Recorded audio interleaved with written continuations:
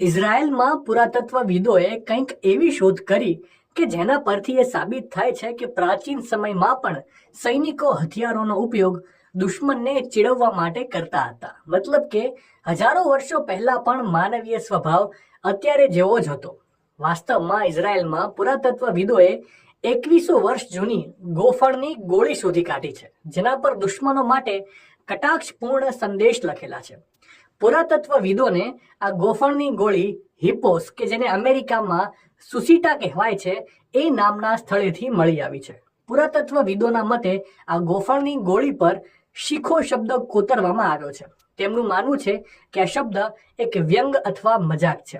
પુરાતત્વવિદોના મત મુજબ આ પ્રકારની ગોળીઓ શહેરના રક્ષકો દ્વારા શહેરને ઘેરી લેવા માટે આગળ વધી રહેલા દુશ્મન પર શહેરની દિવાલો પરથી છોડવામાં આવતી હતી. ટૂંકમાં દુશ્મનોને માનસિક દબાણમાં લાવવા આવી ગોફણની ગોળીઓ પર કટાક્ષપૂર્ણ સંદેશ લખવામાં આવતા હતા. માહિતી સારી લાગી હોય તો રીલને વધારે શેર કરજો અને આવી જ અવનવી માહિતી માટે સંદેશ ડિજિટલ સાથે જોડાયેલા રહેજો.